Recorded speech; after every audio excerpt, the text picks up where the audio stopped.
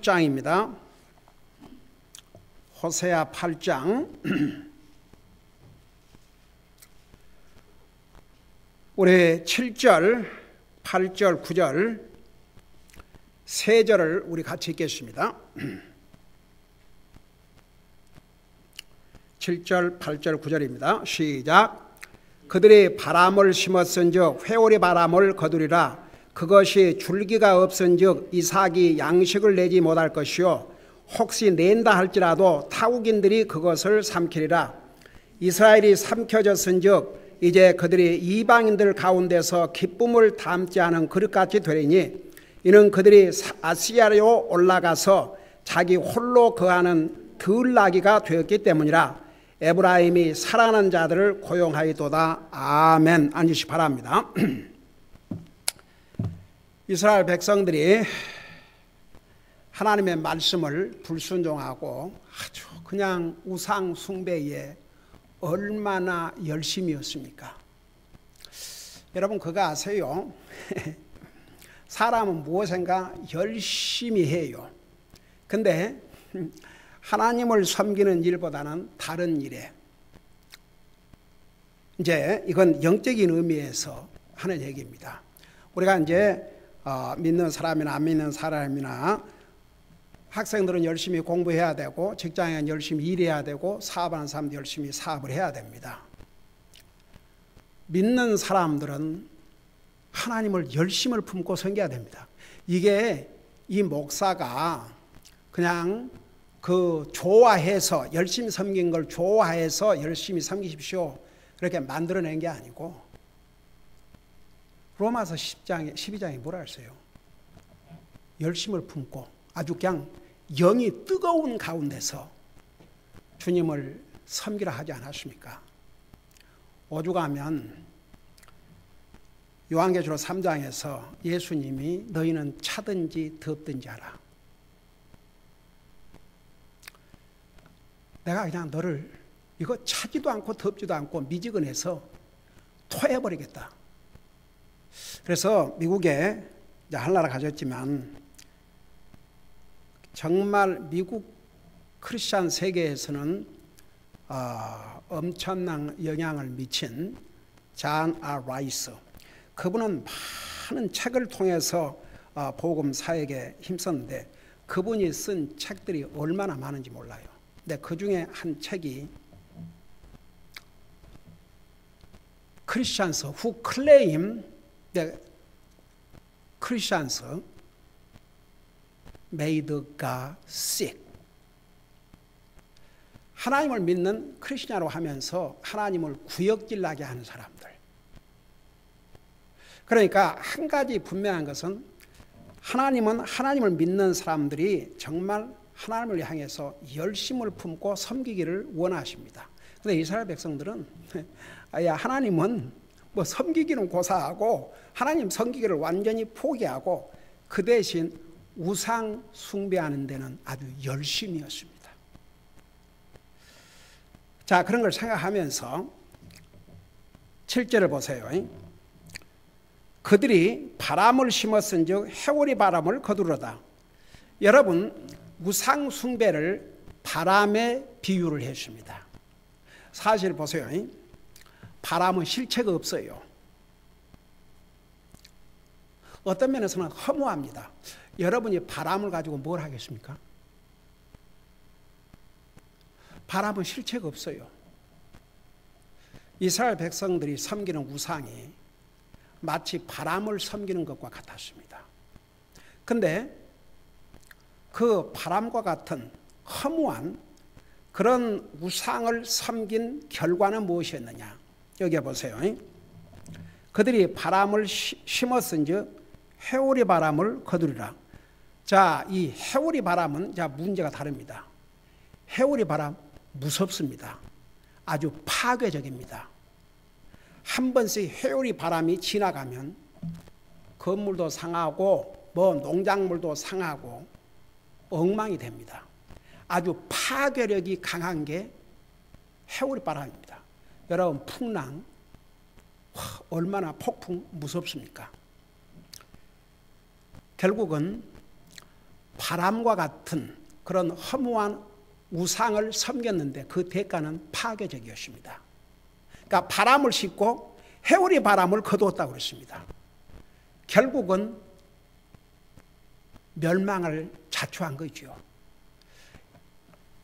여러분, 이스라엘 백성들은 하나님께서 하나님의 종들을 보내시고 또 보내시고 아주 계속해서 지속적으로 때로는 책망하시고 때로는 권면하시고 때로는 여러분 요즘 제가 이제 예언서를 쭉 읽고 있는데 이사야서 중요한 이제 메이저 프로페시라고 그러죠.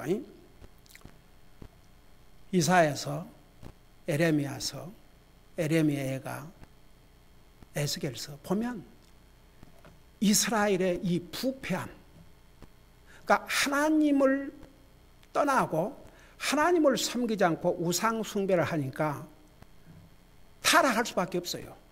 부패할 수밖에 없습니다. 에스겔서에 보면 에스겔에게 하나님께서 친히 내가 너에게 뭘 보여주겠다. 가증한 것을 보여주겠다 그러죠. 가증한 거. 그걸 보여주고 난 다음에 내가 더 가증한 것을 보여주겠다. 여러분들도 에스겔서 읽다 보시면 그 부분 기억나시죠? 그 다음에는 내가 더 가증한 것을 보여주겠다. 아주 끝이 없었어요. 그러니까 보세요. 이스라엘 백성들이 이 바람과 같은 허무한 것을 신으로 섬겼습니다. 그 결과는 해오리 바람을 맞은 거죠. 망하게 됐다. 그런 뜻입니다. 그러면서 이제 그 밑에 부분에 보면 이스라엘의 그 우상 숭배를 이 농작물에다가 비유를 했습니다. 그것이 줄기가 없은즉 이삭이 양식을 내지 못할 것이요 혹시 낸다 할지라도 타국인들이 그것을 삼키리라. 여러분 보세요. 줄기가 없는데 어떻게 이삭이 나가지고 씨를 맺겠습니까? 서로 씨를 맺는다 해도, 그래서 열매를 맺는다 해도 자기들이 먹는 것이 아니고 다른 사람들이 먹는 거예요. 그러니까 그들의 수고와 노력이 전부 헛되버린 거죠. 아무런 유익이 되지 못한 것이죠. 여러분, 그러니까 참 그런 것 같아요. 이 개인적으로나 국가적으로나 이 하나님의 말씀을 듣고 바꿀 사람은 처음부터 바꿔지는 것 같아요.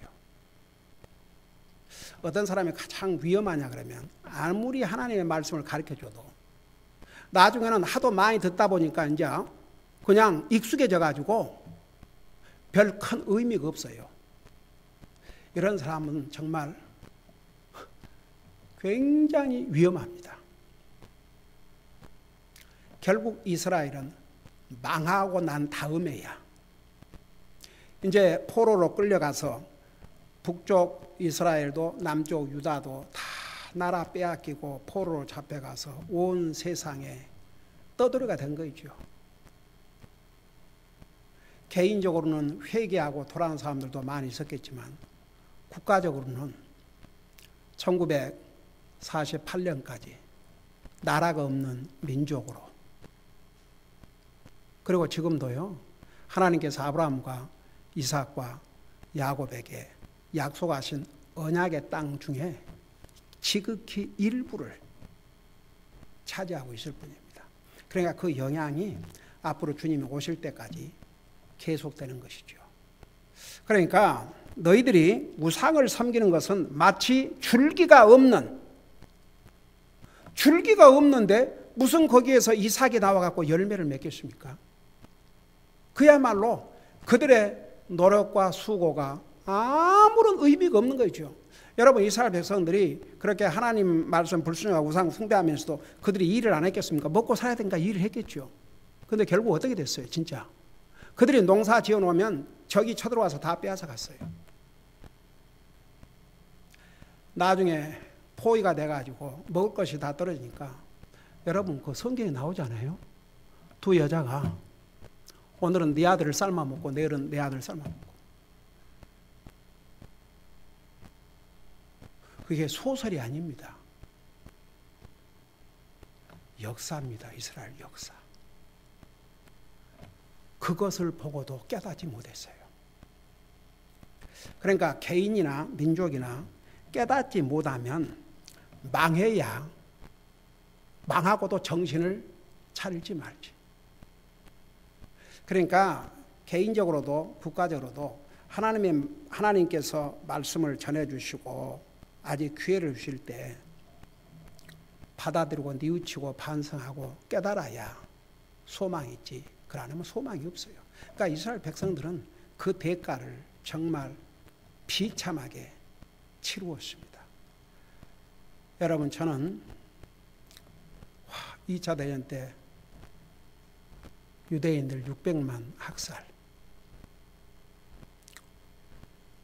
예수님을 십자가에 처형하라고 아우성치면서 그 피를 우리와 우리 자손에게 돌려달라. 그야말로 저주를 자초했습니다.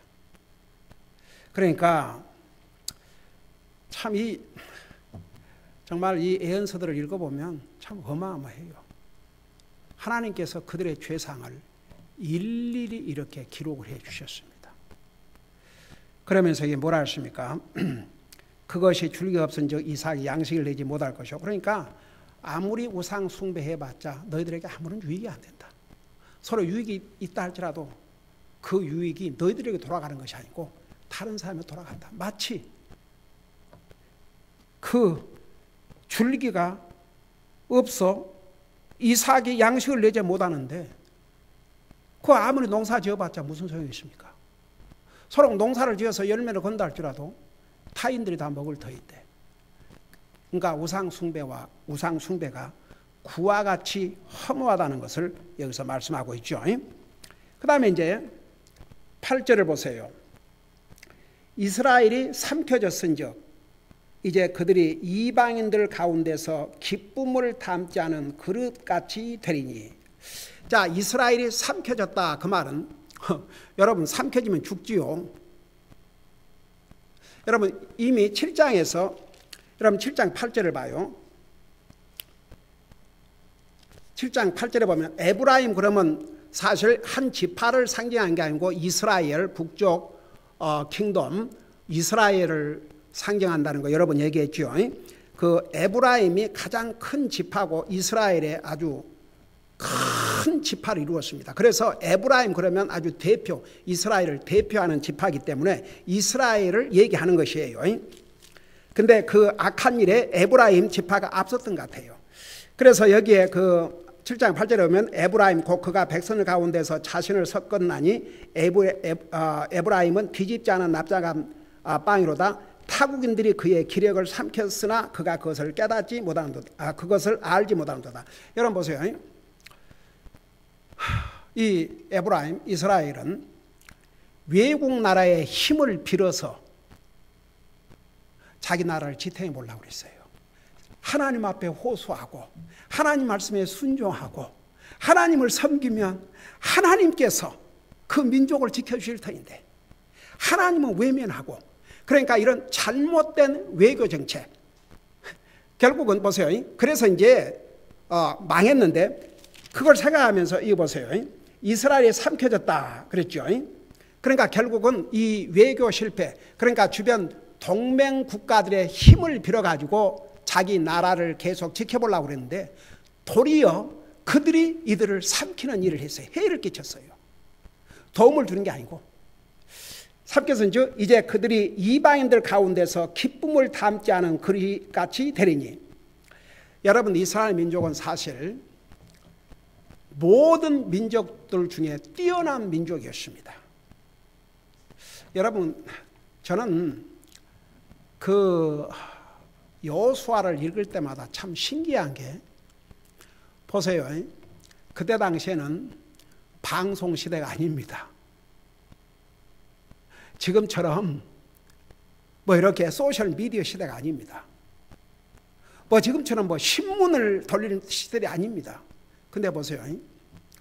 여리고성에 살았던 기생 라합이 이스라엘에서 파송한 이 두 스파이한테 한 얘기를 들어봐요. 하나님께서 어떻게 홍해를 나누시고 어떻게 이스라엘 민족을 인도하시고 여기까지 오는 길에 주변에 이스라엘 배제간 나라들을 어떻게 멸망시키고 이런 거 다 들어서 알고 있다고 그랬어요. 와, 어메이징 아닙니까? 저는 참 그 대목을 읽을 때마다 이 라합을 통해서 하는 말을 보면 저 어메이징이에요. 그러면서 이미 여리고 백성들은 이스라엘 백성들에게 역사하신 그 하나님의 놀라운 역사를 통해서 이미 다 그냥 녹았다고 그랬어요. 그 가슴들이 다 녹았다고 그랬어요. 두려움에. 다 알고 있었어요. 와, 참 어메이징이죠. 그리고 그 믿음을 가졌어요. 한번 생각해봐요. 우리는 성경이 있지 않습니까? 성경. 이보다 확실한 기록이 어디가 있습니까? 이걸 보고도 안 믿는데 기생 라합 보세요. 소문을 통해서도 믿었어요. 그러니까 참 이 성경에 나오는 그 믿음의 사람들을 보면 뭐 대단한 사람들이 아니에요. 그럼에도 불구하고 주여 그들의 믿음은 그들을 위대한 사람들로 만들었습니다. 기생 라합 뭐가 자랑할 거 있습니까? 부러워할 게 뭐가 있습니까? 근데 그 믿음을 통해서 그의 이름이 성경에 나오지 않습니까? 와, 어메이징이죠. 모압 여자인 그 룻을 보세요. 룻. 모압 여자예요.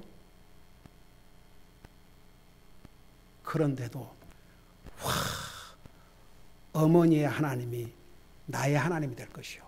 어머님의 백성이 나의 백성이 될 것이라. 육신적으로 보면 어떻게 된 게 저주받은 집안처럼 시아버지도 죽었어. 자기 남편도 죽었어. 자기 동서 남편도 죽었어. 남자들 다 죽었어요. 이 정도가 되면요, 보통 사람 같으면 와, 이 저주받은 가정에서 속히 떠나야 되겠다. 그리고 나살라라고 도망가서 이것도 젊으니까 자기 모압 자기 족속들 중에서 재혼할 수 있죠. 근데 보세요. 오 주여, 그런 상황에서 어머님이 만류하는데도 불구하고 나를 돌아가라고 더 이상 어머니 곁을 떠나라고 더 이상 얘기하지 마십시오. 만일에 죽는 일 외에 어머니를 떠나면 하나님께서 자기에게 화를 내리시길. 그러면서 어머니의 백성이, 어머니의 하나님이 나의 하나님, 어머니의 백성이 나의 백성. 어메이징이죠. 이스라엘 백성들은 이런 역사를 다 알면서도 어떻게 이스라엘 백성들이 하나님께서 너는 내 아내다. 내가 영원한 사랑으로 너를 사랑하노라. 너는 내 언약의 백성이다. 이런 뛰어난 민족이었어요. 주변이 다 알았어요. 근데 보세요. 더 이상 이제는 하나님의 위대한 민족, 언약의 백성, 이런 신분조차 다 잃어버렸습니다. 주변 국가가 두려워했던 그 두려움 다 사라졌습니다. 멸시했습니다. 조롱했습니다. 그야말로 비참한 상황에 빠지게 된 것이죠. 보세요. 이스라엘이 삼켜졌은즉 이제 그들이 이방인들 가운데서 기쁨을 담지 않은 그릇같이 되리니. 자, 이게 뭔 말이냐면, 여러분, 그릇이라는 것은 그 그릇이 깨끗하고 잘 있어야지 쓸모가 있죠. 그릇이 깨졌다 그러면 그건 무슨 소용이 있습니까? 아니, 그릇이 깨끗하고 그게 잘 있어야 거기다가 맛있는 음식을 넣어서 그 음식을 먹음으로 기뻐할 수 있잖아요. 근데 그릇이 깨어져 가지고 음식을 담을 수도 없어요. 근데 거기서 뭘 먹고 뭘 기뻐합니까? 그러니까 이런 하나님의 언약의 백성이요, 모든 민족들 가운데 뛰어난 민족이었지만 그 민족이 하나님을 배신하고 하나님 말씀 불순종하고 우상 숭배함으로 그 결과적으로는 그들의 뛰어남 다 잃어버리고 그 민족으로서 위대한 민족 다 그 명성 다 잃어버리고 이제는 깨진 그릇에 불과한 아무런 쓸모없는 그런 백성들로 전락이 되었습니다. 참 슬프지요. 이스라엘 역사 보면.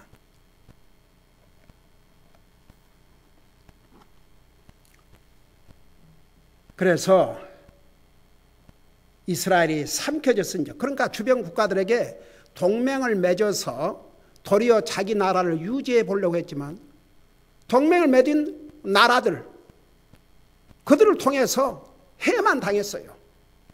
빼앗김 당하고. 그러니까 이제는 남은 국력도 다 잃어버렸죠. 그래서 이제 그들이 이방인들 가운데서 기쁨을 얻지 않은 그릇같이 되는 아무 쓸모없는 그런 민족으로 웃음거리, 비방거리, 비웃음거리로 전락이 됐습니다. 그 위대한 이스라엘 민족이. 여러분 보세요. 하나님께서 이스라엘 백성들을 이집트에서 인도해 내실 때 우선 이집트 나라에서 10번의 하나님의 재앙과 기적을 보여주셨고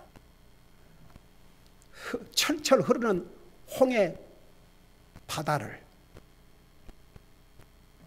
그냥 걸을 수 있는 육지로 만드셨고 그리고 밤에는 불기둥으로 낮에는 구름 기둥으로 이 민족을 인도해 주셨습니다. 인류 역사에 하나님께서 어느 민족도 그렇게 하신 적이 없습니다. 이스라엘 민족 외에는. 왜? 그 민족을 통해서 우리 인류의 구세주가 오실 테니까. 그래도 하나님께서는 이 민족을 지키시고 결국은 우리 예수님께서 이 땅에 오실 때 아직 이스라엘은 독립된 나라가 아니었습니다. 로마의 속국이었습니다. 그런 가운데서 우리 예수님은 이 땅에 오신 것이죠. 나와 여러분을 구원하기 위해서. 그래서 결국은 이스라엘 백성들은 바람과 같은 정말 씨를 뿌렸지만 아무런 자라지 줄기도 내지 않고 열매도 맺지 않는 그런 채소와 같이 아무런 쓸모없는 백해무익한 우상을 숭배하다가 결국은 망했고 그 찬란했던 이스라엘의 명성은 웃음거리로 아무런 쓸모없는 깨진 그릇으로 그렇게 전락돼 버렸습니다. 여러분 보세요. 성경에는 나를 존중히 여기는 자를 내가 존중히 여기고 나를 멸시하는 자를 내가 멸시한다고 그랬습니다. 여러분 지난번에 하나님께서 존귀 여기는 사람이 누구라고 그랬어요?